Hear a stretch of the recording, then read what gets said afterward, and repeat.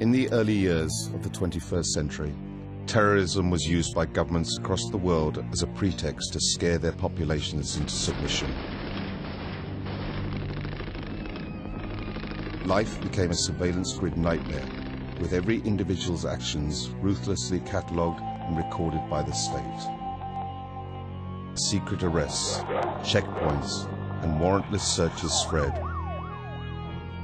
The final incremental march of the police state, culminating in open martial law. This is the story of how the elite sold their people into slavery and scared the once proud and brave people of the West into submitting to being cannon fodder in wars for world domination.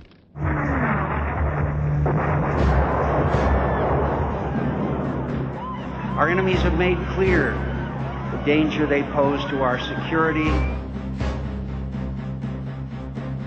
We're just right outside the security perimeter at this national security event in New York City, just a few hundred yards away from Madison Square Garden, where at least 10,000 police are stationed, supposedly providing security for the Republican National Convention and all the delegates and media that are going to be here. Sadly, we live in a world where, for the foreseeable future, you're going to have to provide security all the time. Who do you work for? Well, you need to tell us. I mean, this is a free country. Officer, can you tell me this guy's badge number? Secret Police just covers his badge up. Secret Police in America. This is what's called ambush journalism, and I disrespect you for that as well. So thank you and goodbye. In the ritual? That's none of your damn business. We're also going to be talking to the protesters and finding out if the protesters are discussing real issues or if it's more of this phony left-right paradigm.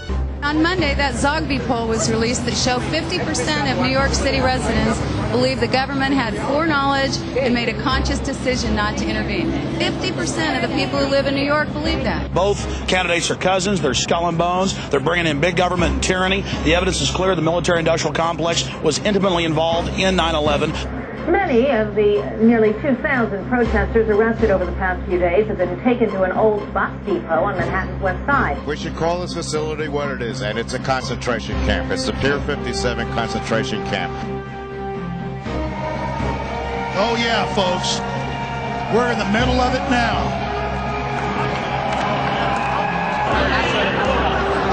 Stop exploiting the 9/11 tragedy! Ladies and gentlemen, here is your Fuji-sponsored surveillance blimp. Rollback of our civil liberties, just like them telling us we can't stand on the sidewalk here. Yeah, we can. We went to court and we can. The Republicans are here and taking advantage of the 3,000 people that died right behind me for their own selfish politics, and it's very sad. He is a man of perseverance.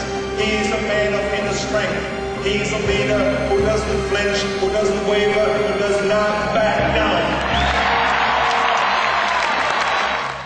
On September 11th, America was attacked. Suddenly, on September 12th, according to John Ashcroft and George Bush, 270 million Americans became the suspects.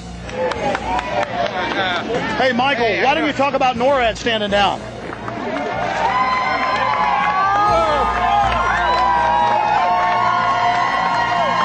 Why don't you talk about NORAD standing down, Michael? Why not the really hardcore 9/11 issues? My friends, this is totally surreal. I'm in the middle of police, machine guns, high-tech sound weapons that are being used in Iraq. And the would-be dictator is on the radio. I'm in the middle of New York City. It's a hellhole of surveillance and police state. And the Bill of Rights being torched, being destroyed. If you're here at 11:35, they will arrest you.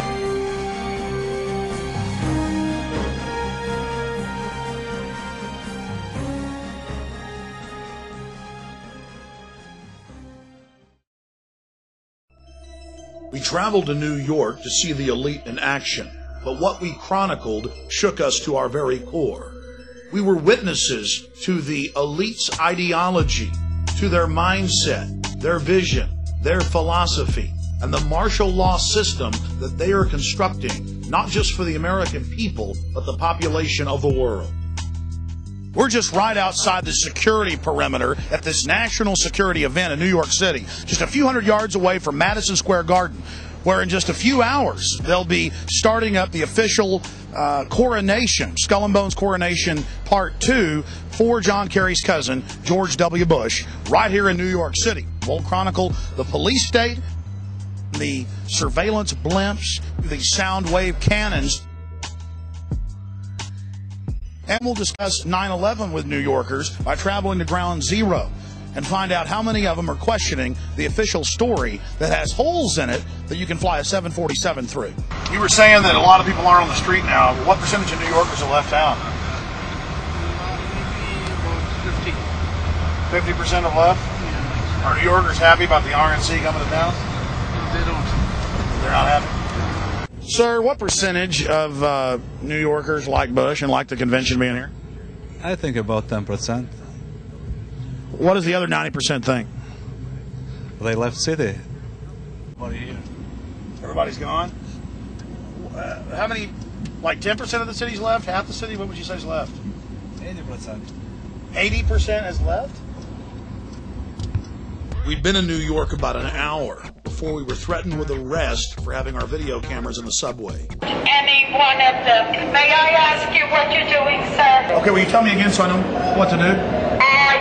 I'm not telling you what to do. No, ma'am. That's all I am telling you is that you got cops climbing out of...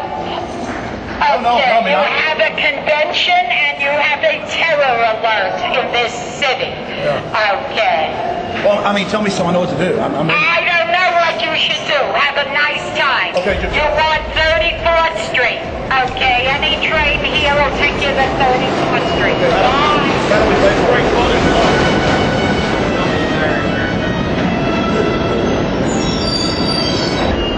We were then threatened a second time with arrest for filming on the New York subway.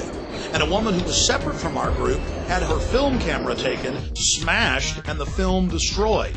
The footage you're about to see was shot clandestinely as the police took action against us. I got to talk to her because she took a picture. You can't get arrested. I can't. Let's not shed a tear over this now. Why are we playing games? John, you're a witness to what just happened. What did we do? We took a picture of a homeless person, felt sorry for her, and gave her some money. And then we were promptly almost arrested by Port Authority police in a subway. The police had been arresting reporters across the city, and a judge had ordered them to stop, but that just seemed to encourage them.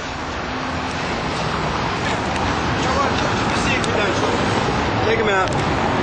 How about we go to whoever gave those to you and get them revoked? I just asked you to do me a favor and not tape over here. It's my fault, sir. I'm his boss. No. Listen, first of all, I'm talking. I don't need you to interrupt me while I'm talking. Yes, all right? Okay. And I just got finished telling him that I don't want him taping over here. Nicely to go over to the island. Were you here when I said that? No, I was. So why are you interrupting me now? I said it's my fault. How is it your fault if you're not here? All right? How about we just leave? That would be a great idea. Okay. Why don't you leave? Okay. Did you get that? Oh, yeah. I've almost been arrested 3 times every day, anywhere in the city videotaping anything. It is an absolute nightmare. Hey, guys, get your cameras on. Yeah, what's going on? Okay, let me have well, number one. Hey, we're allowed to be here. Folks, this is martial law. Sir, how many police were in New York? 40,000. That's a huge army. It is. I think we need more police. There's not enough police. Maybe we need 100 million police. How about 50 cops for every New Yorker? How's that sound? No, it's a little bit too outrageous.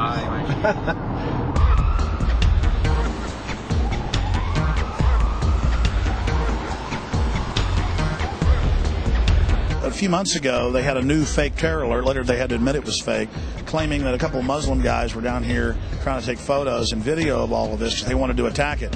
And they said it was a brand new threat. But it turned out that it was over 4 years old. And then when we got here to New York for the convention, they busted 2 guys who supposedly were going to go after the subway. And then in that case, too, it turned out that that was fake, that wasn't real. But all of these are used to scare the population into submission and as a pretext to up the police state and the despotism. Straight out of The Running Man, right here in New York, we have police state surveillance blimps that are sponsored by Fujifilm. This is only the beginning. In the future, every major city will have a high-altitude blimp tethered to a cable with ground-penetrating radar that looks right through your walls and gives the government a black-and-white image of the inside of your home. This entire war on terror is truly a pretext to launch a military-industrial complex takeover of the entire society. Everything is now going to shift into prisons and surveillance and security. We're going out of the free market economy into the fascist economy. The elite has used socialism to consolidate the people's wealth. Now that it's under their control, they're going to phase out all of the programs for the population, and it's all going to corporate welfare. This is the new America. Sound weapons, police in black ski masks with automatic machine guns, and yes, helicopters swarming around surveillance blimps right here in New York City. And only in the new corporate fascist America would we have a blimp for police state purposes that is sponsored by a major company. And we found out that Fuji gave free bikes to all the police, and guess why? They sold the U.S. government, a bunch of different city governments, or trying to sell other city governments, these high-tech imaging systems, these face scanning systems to recognize who we are. So our face becomes a national ID card, and Fuji is on the cutting edge of that. In the past, football teams had sponsors, or baseball teams. Then it was named stadiums after phone companies, Southwestern Bell, Nextel. Now we have the Fuji-sponsored NYPD blimp. Follow the blimp. The blimp just flew over. Yeah, follow that blimp. Don't lose it. We're using that blimp for surveillance. We always know where the protests are at. There it is, sir. Follow that blimp. No, Luis, what do you can say about it? What do you guys think of the new security blimp? It's nice. I want to know how you get qualified to drive the blimp. It says Fuji and NYPD. Yes, it does. So I want to go to blimp school because I want to fly the blimp. So is Fuji now with the police department, or are you guys renting it? I think we're renting it. You know, renting the blimp? Yeah, believe it or not, right? I heard a story that the police, in some of their helmets have cameras. That I never heard. I saw it on Fox. Yeah, that's kind of crazy. What about the big sound wave guns? Where are those? I haven't. That I know nothing about. Did you hear about those? No, I didn't. Did you hear about how they got the sound? I can't comment on anything like that. Well, it was in the newspaper. I can't comment. I'm not allowed to comment on anything like that. On the, what are they called? The frequencies? I don't know what they're called. But you can't comment on them? No. You're not. You can neither confirm nor deny.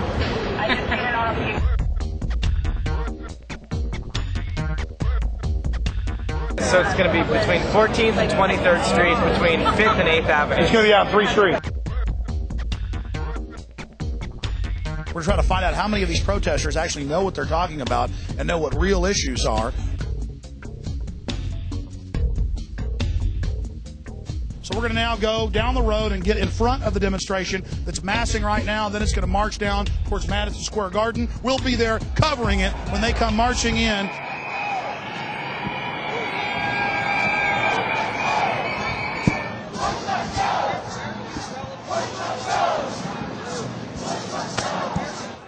Sir, what do you think about the whole official 9/11 story?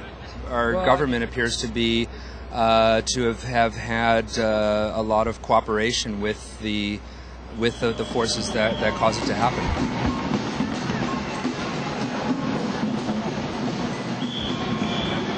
But I'm here to tell the world that Bush is wrong.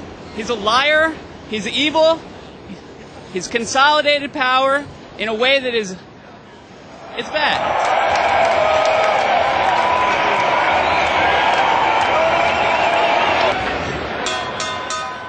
Now, as most of you know, we're not left-wing or right-wing. We're into freedom, the Bill of Rights, the Constitution. And whether it was Bill Clinton or George Bush, those freedoms are being destroyed. Under Bush, it's all accelerated.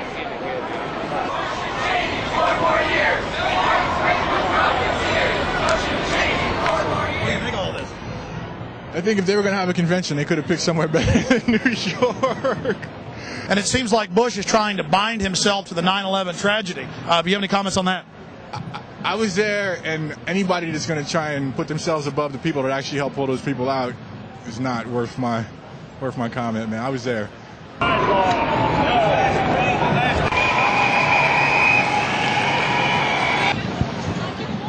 How's the convention going? Convention's going good, no problems. Everything's good. I heard some anarchists, though, were burning a dragon or a paper dragon. Not over here. Everything's quiet, you know? Everything's so far so good. What's the blimp doing? Just keeping an eye on things, I guess.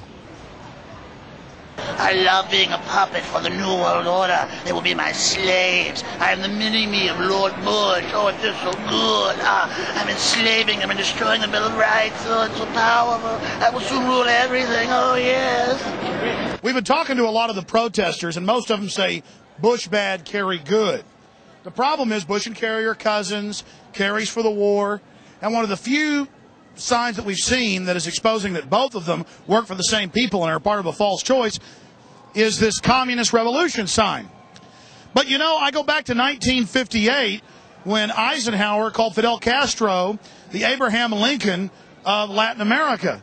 And so the problem is that it was actually the big central banks at the turn of the last century that created communism as a way to try to con the serfs back into serfdom. So again, another false choice is what we have here. Bush-Kerry equals more war. I agree. They're corporate fascists. It's all true. But then the corporate fascists have funded this as their counter-revolution control valve. This is the true complexity that we're facing. And until we figure that out, we're going to lose all our freedoms, and they're going to keep winning. How you doing, ma'am? Hey, I like the top part of your sign. I agree they're all controlled. Are you a communist? Go away. But it says communist revolution. I really don't want to stop bothering this lady. What are you worried about? What am I? I'm not. What did you say? I didn't hear you. How can you say that? How can I say what? Very nasty what you just said. Did you hear what he just said? Did you hear what this guy just said? He said something terribly nasty. That stuff doesn't work. You know, I don't know. This isn't the 60s. Look, he's trying to agitate. This is not going to happen. This doesn't work. This is not the 60s. Don't happen anymore. We're living in the. What I'm saying is, I'm saying. I don't know what you said, but I heard communism. On the side. Communism.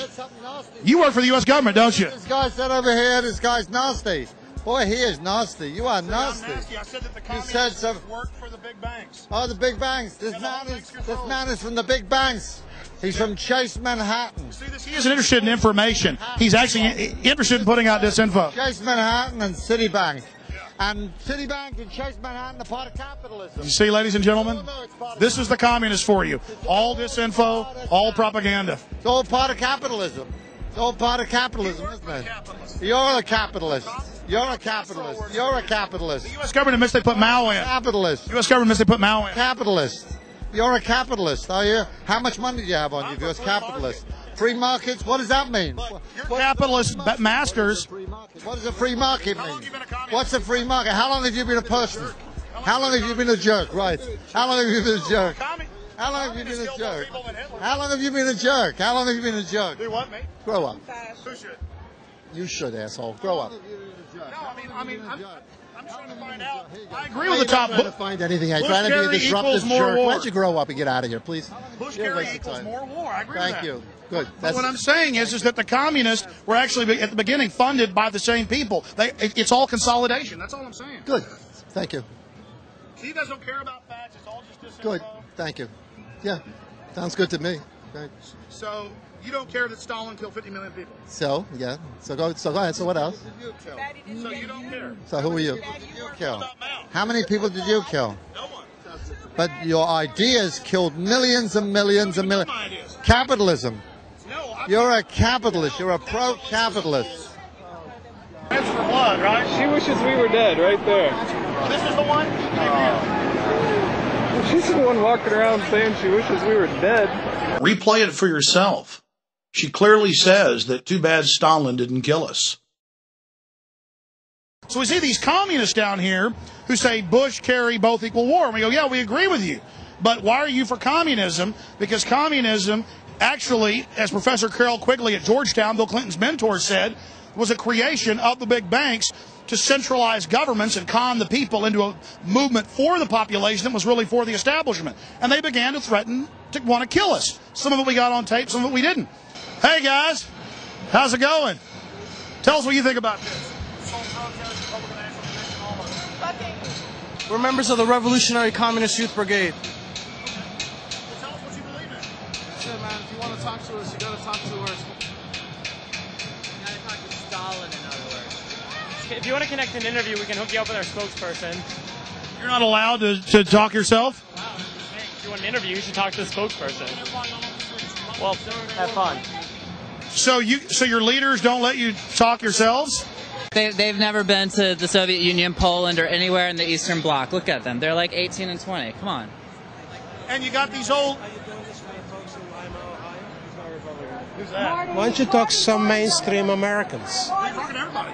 Okay. Okay, we know where you're coming from. You're looking to to make people in Lima. No, sir. We're not mainstream media. We're actually trying to just make a documentary about all the different views that are at the convention. And everybody's been real nice to us, but communists, they always flip out when we try to talk to them. So now it is becoming an issue with them because they're so ridiculous. Documentary on all views. You're very biased. Probably work for Fox. Yeah, I probably work for Fox. That's right. Okay, get lost. You only knew how ridiculous that was. I've exposed George Bush for carrying out 9/11. I've exposed Bill Clinton. They all work for the globalists. And the globalists funded you little people. You guys need to wake up. Sir, a lot of New Yorkers have said, and the polls show 80% don't want Bush to have the convention here, but they're doing it. And some people say that he's being opportunistic, trying to associate himself with 9/11. I disagree entirely. I think this is the perfect venue for Bush and the RNC to hold this event. I mean, New York City is a world capital place, big focus in New York from the rest of America, and I think it's a perfect venue irrespective of your party leanings. Have you seen any of the protesters while you've been in town, and what do you think of them if you have? Well, we've seen a few of them. Mostly, of course, they're kept away from the delegates.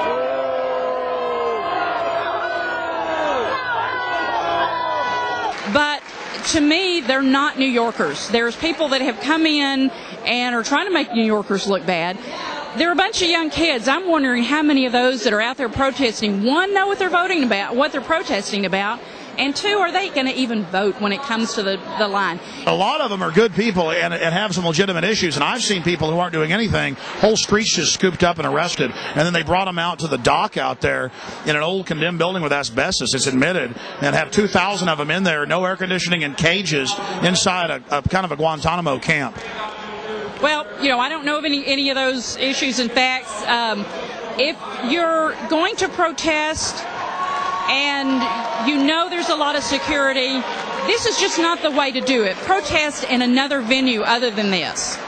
I firmly believe in the right to protest, but this is just not a good place to do it. We've had too much problems in this city to bring more problems to this city. September 11th for a reason as a selling point. This nation was scared to death when those towers went down. The term for it is called waving the bloody shirt. I thought it was manipulative. Get people, appealing to people's emotions rather than their reason. I think they took advantage of a bad situation. So why are you out here? I'm from California and helping your documentary. We're here to protest the protesters. We're here to tell them they're just a bunch of leftist ingrates who are taking advantage of living in America. America is free because people have bled for this country. And we want a strong America, much like we want a strong police department, or we're going to have thugs ruling the streets. We want a strong police, which keeps it safe. We want a strong military, which keeps a good country. Yeah, the same Bible that the president is going to put his hand on that says no same-sex marriage.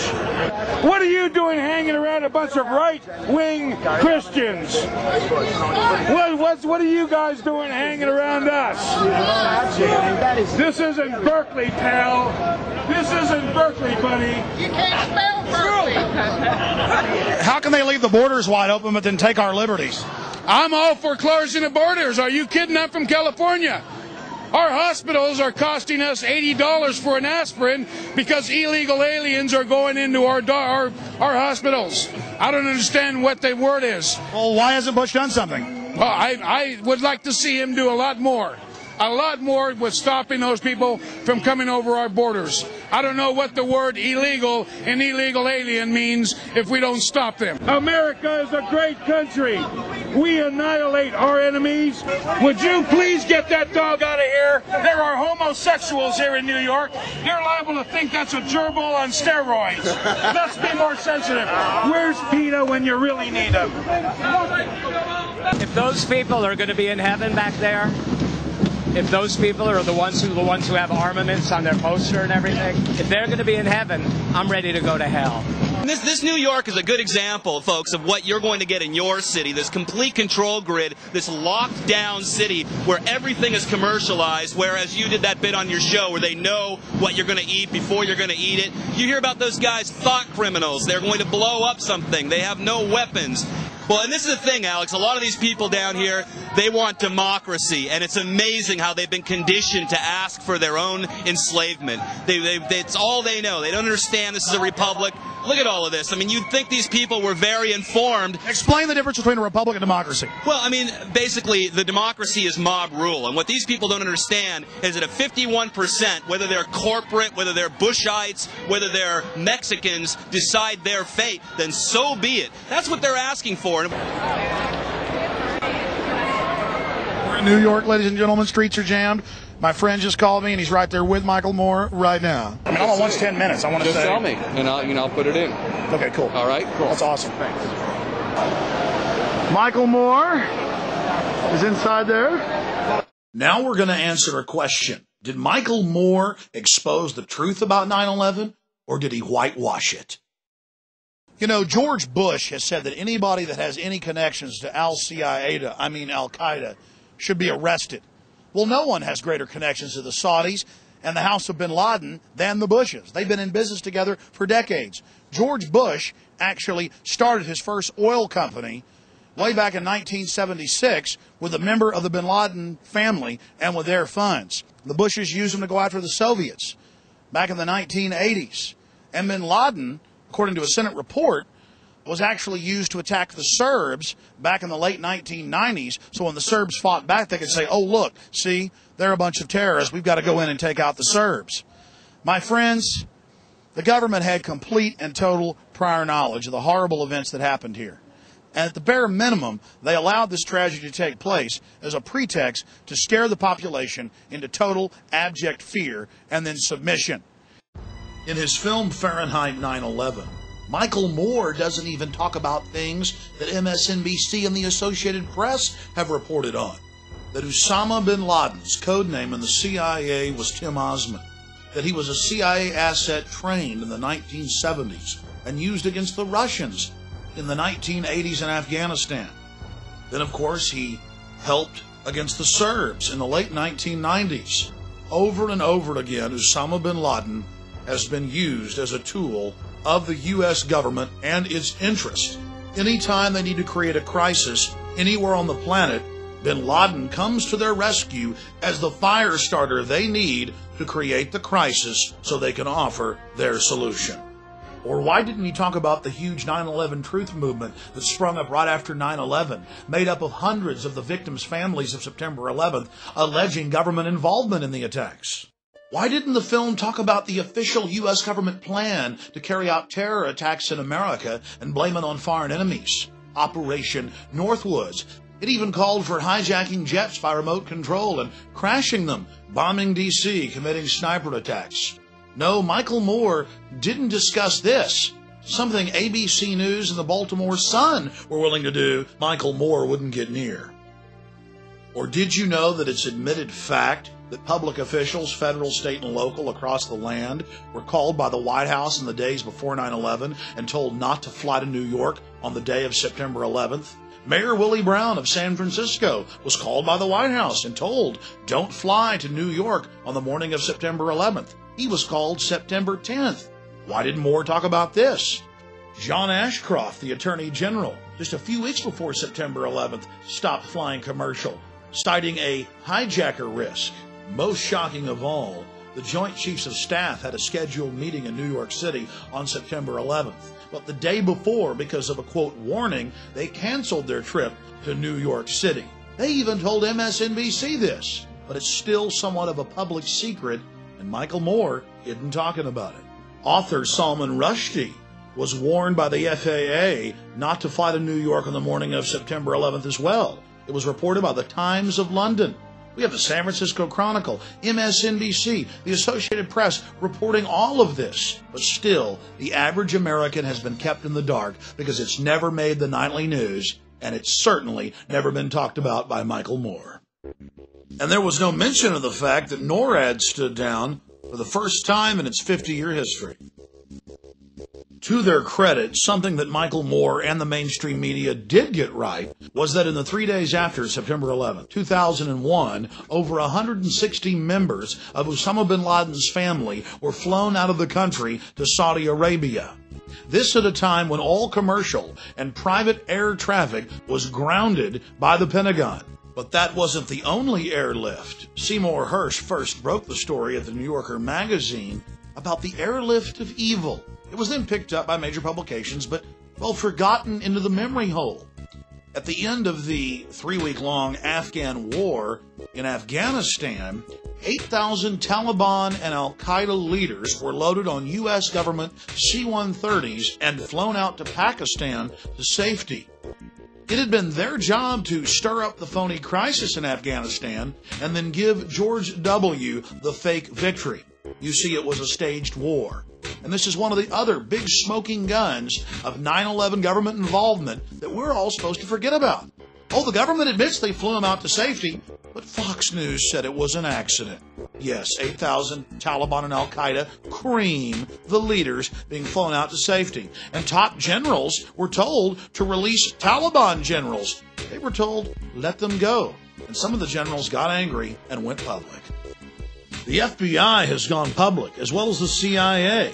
They've even leaked the orders, like W199I, where George Bush ordered them to back off Osama bin Laden and his family. In fact, they even fired some agents that refused to follow their orders.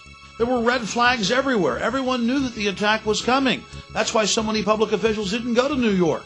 But months before, there was the Bush administration frustrating the investigations, ordering the agents off the cases, ensuring that the attacks would go forward. Then there were the media reports by respected institutions, backed up by hospital officials at the American hospital in Dubai, Pakistan, of Osama bin Laden meeting with the CIA Middle East section chief for 10 days in July of 2001, months before September 11th. The question is, what was the CIA doing meeting with Osama bin Laden? Getting their story straight? Well, look, 2.5 years ago, I said that Bush was in business with the bin Ladens. Now, FBI agents have gone on C-SPAN and said it. Okay? I mean, it was in the Miami newspapers that they were flying the bin Ladens out. And I'd read it on my radio show, and people call it a conspiracy. It was in the Miami newspapers 2 days after 9/11. They got photos of them flying the bin Ladens out of the country when you and I were not allowed to fly. Bush and his family got their first money for Bush's Arbusto oil down in Texas from the bin Laden family. FBI agent Robert Wright at the National Press Club went up there and said, I've been threatened with arrest. If I tell you what I know, here's a letter from the Justice Department. All I can tell you is the Bushes vacation with the bin Ladens. How many of you know that the supposed hijackers, it turned out 7 of them are still alive? That's the BBC. So there we were in New York just wanting to talk to Michael Moore and ask him, why didn't you talk about these really important issues, these central issues? And in between his bodyguards coming over and shoving on us and telling us not to videotape him through the window, we began to realize that Michael Moore really does George Bush a favor. In his film, he acts like Bush is just some idiot who accidentally allowed 9/11 to happen because he was on too many vacations, out fishing too much. Oh, no, that wasn't the reality. The reality is Bush and his corporate interest stood to gain from 9/11. And Michael Moore is covering up those facts. You don't want to let him eat, and once he eats, you can take a picture. Do you like your phone ringing when you're eating dinner? I'm not calling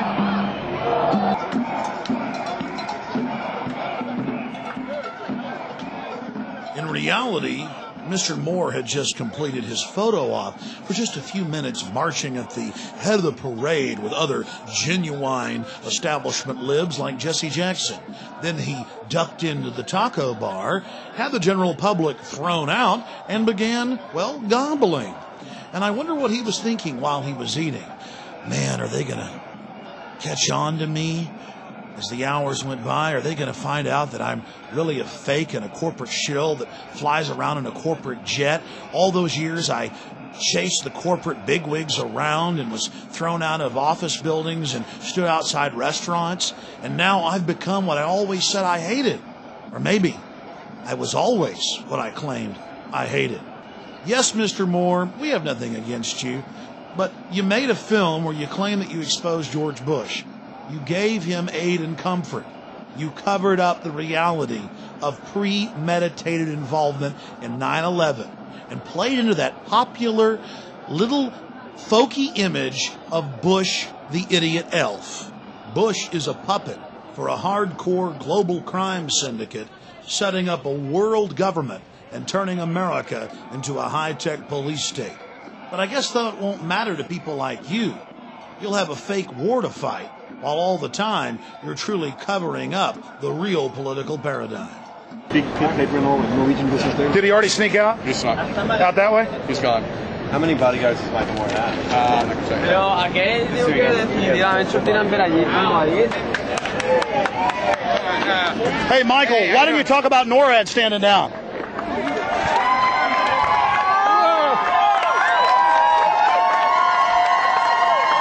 Why don't you talk about NORAD standing down, Michael? Why not the really hardcore 9/11 issues? Michael Moore and the controlled opposition like him may be afraid to even scratch the surface of 9/11, but we're not. We're going to go to the rock bottom of this horrible event and expose who truly perpetrated it, because the future of America and free humanity hangs in the balance.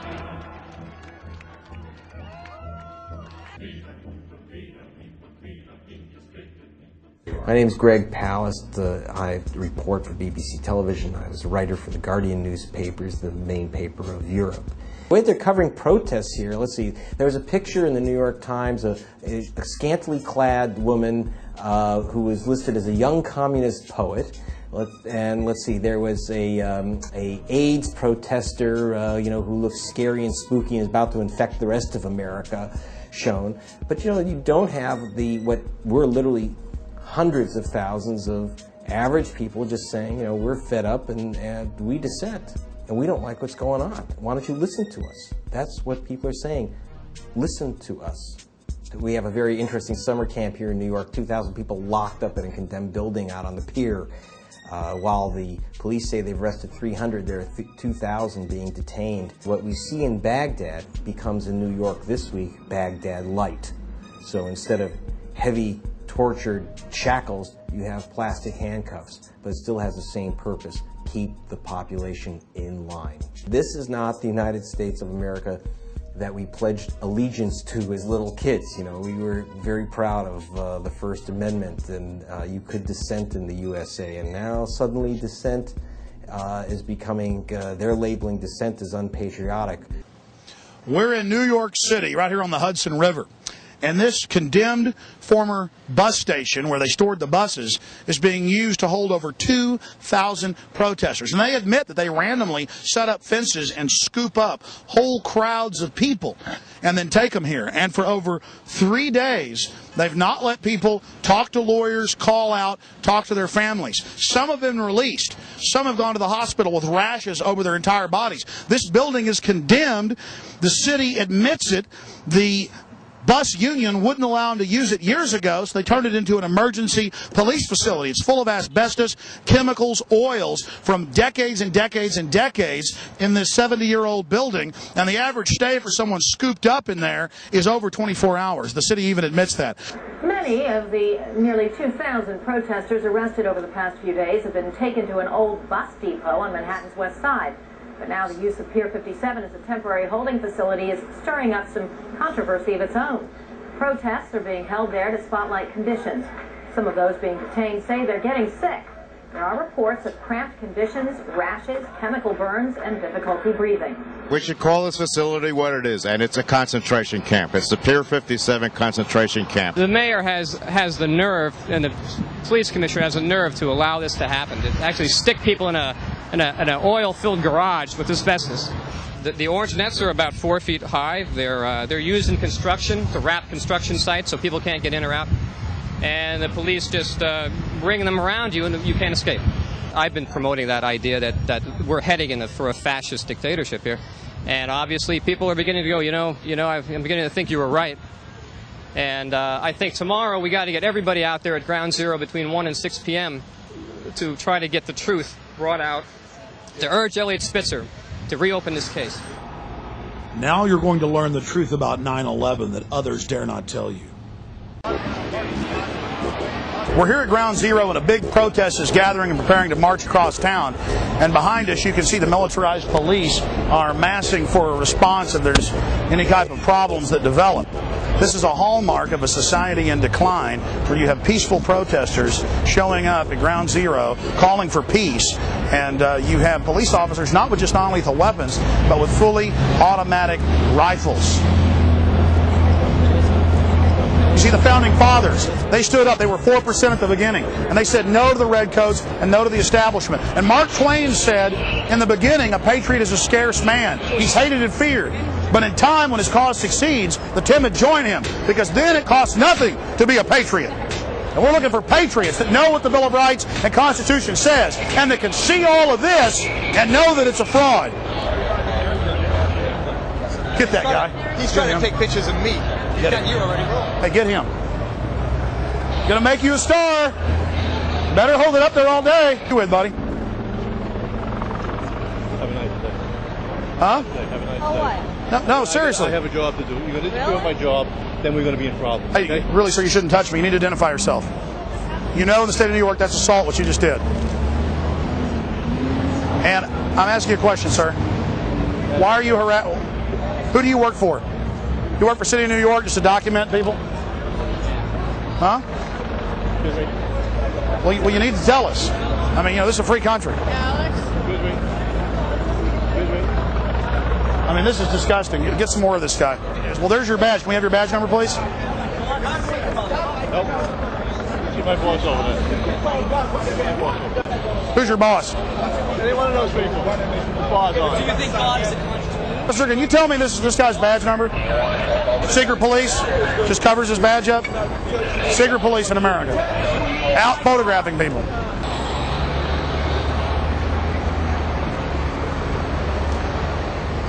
That's the shot.